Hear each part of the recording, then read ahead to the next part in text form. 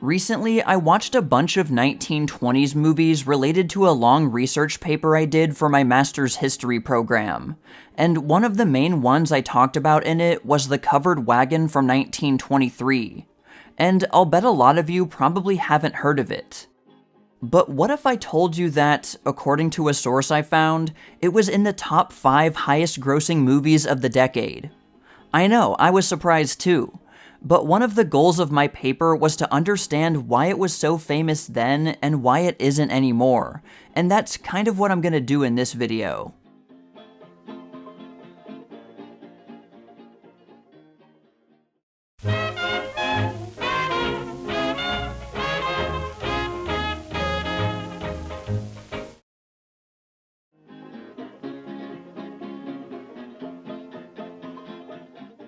Westerns had been around for a long time. In fact, the first movie ever made in Hollywood was a Western. But by the 1920s, they were starting to wane in popularity. Sure, you still had people like Tom Mix and William S. Hart, but even though they were still well-known and relatively well-liked, none of their 1920s movies were really big sensations. But then along came The Covered Wagon. This was not a Western centered on a gunslinging cowboy or lawman, but about the collective struggle of pioneers heading west in the late 1840s. They're all part of a wagon train heading to the Oregon Territory for abundant land. Along the way, they suffer through many hardships, like crossing a river with all their stuff, the rough natural elements, and attacks by Native Americans.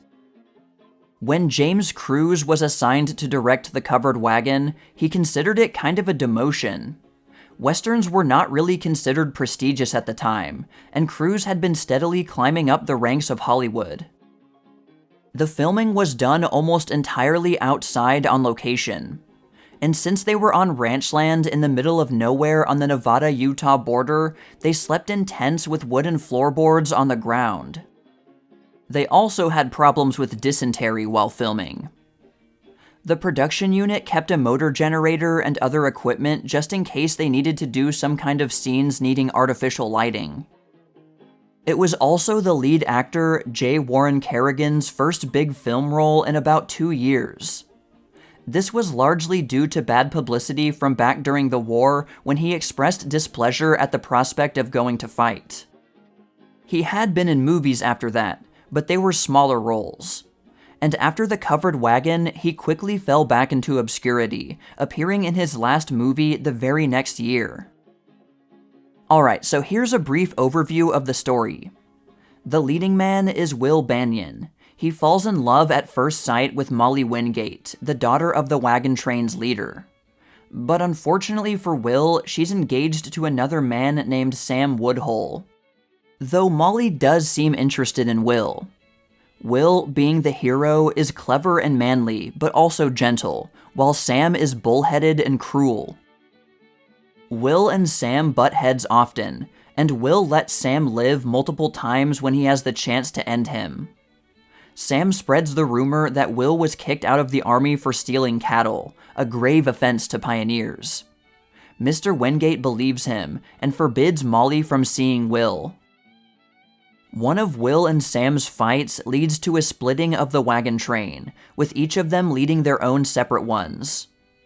An angry Sam then shoots a non-hostile Native American.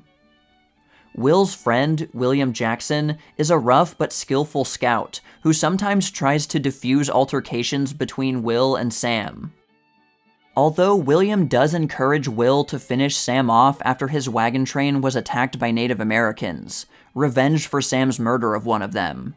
But again, Will nobly lets him live. Okay, so actually William is called Bill, so I'll switch to that. Later, one of Bill's old friends, Jim Bridger, joins the wagon train. Jim is basically a functioning alcoholic, which comes into play in a little bit. Molly is upset when she finds out that Will is a cattle thief, but says that she'll plead for his forgiveness if she finds out that the rumor is false. When a drunk Jim meets an army guy along the way, he is told that Will hadn't stolen cattle just for his own selfishness, but he did it to save his unit from starving to death, and, unbeknownst to Will, he has been exonerated after an investigation. After Jim sobers up, he knows he has something to tell Will the next time he sees him, but when the chance comes, he can't remember what it is. Later, on the night Molly is set to marry Sam, Jim wants to tell her the important information too, but again, he can't remember. Although with some liquor, he thinks he'll remember, so Molly provides him with some, and then he remembers and tells her. Molly then tells Sam that she misjudged Will, and that she will go to him instead of marrying Sam. Immediately afterward, she is shot with an arrow by Native Americans, who have surrounded the wagon train. This escalates into a full-on battle, the climactic scene of the movie. Jim is also gravely injured in the battle, but both he and Molly end up surviving. But Molly was never able to reach Will and tell him that she forgives him. As the wagon train moves on, a passing man tells the pioneers about gold discovered in California and encourages them to throw away their plows and take up their picks. Mr. Wingate tells his followers to stick to the plan of farming the land in Oregon, but some of the greedier people opt for the idea of quick riches and split off. Mr. Wingate and his remaining followers successfully reach Oregon and are overjoyed. Will, who had been forbidden to see Molly again, goes to California. Some time passes, and Bill goes to meet Will in California. He tells Will that Molly is waiting for him in Oregon, meaning that he can see her again. Will then takes out his epic stash of gold he's found and secretly accumulated, making plans to set out for Oregon. Outside his cabin, Sam plots to murder Will. He knocks on the door, then hides, gun pointed at the door, and ready to shoot him when he answers. But before he can, Bill, unseen from a window, shoots Sam dead. Will then goes to Oregon in a fancy new outfit, and he lives happily ever after with Molly. Alright, so despite all of that plot and character stuff, that's not why most people enjoyed this movie. Of course, there were main characters, and there was a story, but the appeal was in the historical epic aspect of the movie. If you watch this movie in full, it's framed to be very, very American, and perpetuates the quasi-mythological Manifest Destiny pioneers pushing west image, painting them as pretty much the truest Americans who ever lived. And it's very clear with this patriotic message. Just listen to how it describes them at the very beginning of the movie. The blood of America is the blood of pioneers, the blood of lion-hearted men and women who carved a splendid civilization out of an uncharted wilderness. This is very much connected to the famous 1893 frontier thesis by Frederick Jackson Turner, which basically defined how Americans viewed the 19th century pioneers, in a very reverential and heroic way, by painting them as laying the foundation for modern American civilization, and how their traits and values were seen as what made the American character. A booklet about the movie doubled down on this almost worshipful view of the pioneers by saying, "One lesson that should be impressed on every child is that a wrong act on his or her part would be a reproach to the brave men and women who came with plows and covered wagons in the shadow of despair, and by the incessant toil laid solidly the foundation of our states." The covered wagon struck a kind of unexpected chord with audiences and critics alike, and it was a smash hit. But strangely enough, it doesn't have nearly the same reputation now, as evidenced by how forgotten it is. But why? Part of it is just that the filmmaking techniques were nothing special and very average. The director, James Cruise, wasn't exactly known for pushing boundaries in filmmaking. Another reason is that, watching it now, you feel beaten over the head with its message and themes because it lacks any subtlety. And I would argue that those themes don't resonate as much with us today as they did then, even if some people still do believe in that patriotic telling. Remember that the 1920s was a time of moral crisis in America. A lot of people thought that American society was becoming shallow, materialistic, and losing its way. This movie spoke to a greater American purpose, a collective effort to conquer nature and the land and build something great from the bottom up. Whether you agree with that sentiment or not is beside the point. That's what spoke to people then.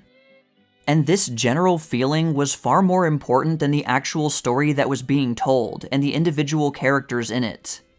This is perfectly summed up in an article in Picture Play. The author said, "Oddly enough, I haven't a very clear recollection of the Covered Wagon's plot. While the romance is very pretty, it wasn't love's young dream that interested me most in this picture. It was the long, long trail over the prairies and through the mountain ravines, and the fording of the river, and the attack by the Indians, and the buffalo chase. And also remember that 1923 wasn't too far removed from the frontier days. The US government declared the closing of the frontier in 1890, so there's also the element of nostalgia, or perhaps more accurately, cultural nostalgia. So a mythologized retelling of that history was steeped in it. As Carl Sandburg pointed out in a positive 1923 review of The Covered Wagon, of course, the picture is intended as entertainment, and as such could not tell all the hardships, could not show accurately the atrocities of Indians on the whites, and the punishment inflicted by the whites on the Indians. Neither does the picture show the filth of a good deal of the life in the covered wagons, when lack of laundry facilities, often amid terrible dust storms, made cleanliness impossible for cleanly people. There were cooties of the same sort as in army life, and there were horseflies that bled the animals to a blind rage.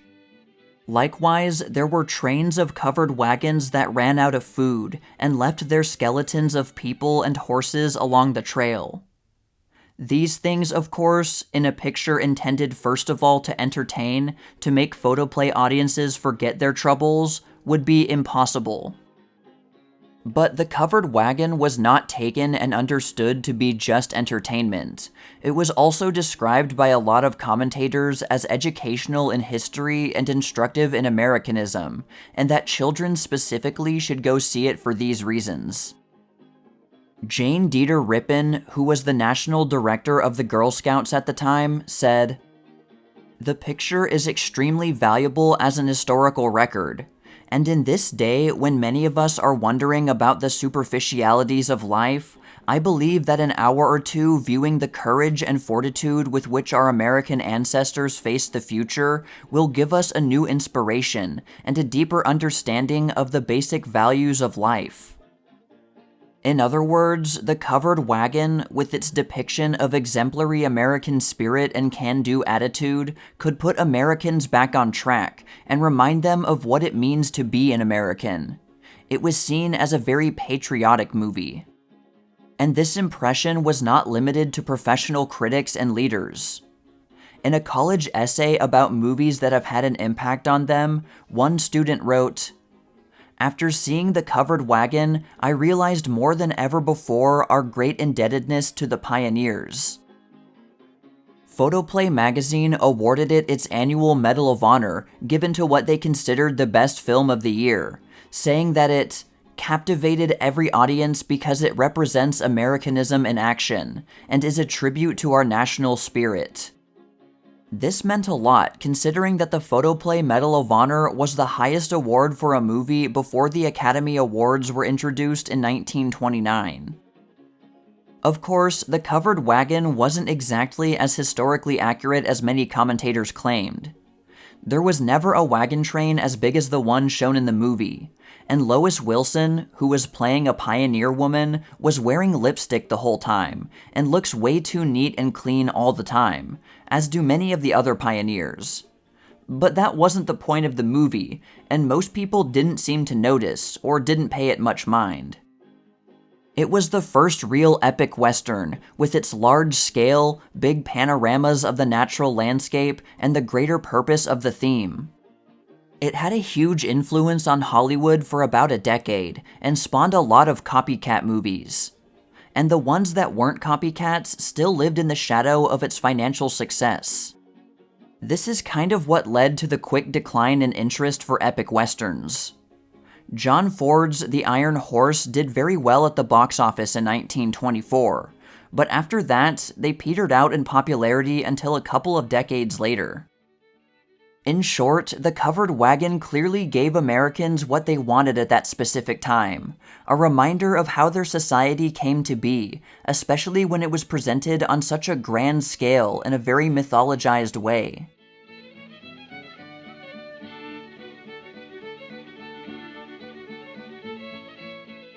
So those are my main thoughts on The Covered Wagon that I mostly already had written down for my paper. I'm thinking about doing some more shorter 10-ish minute videos on some of the other movies I use for my paper that are lesser known today, so let me know what you think about that. Well, that's all for now, all you sheiks and gals out there, but stay tuned for more tales from the Jazz Age.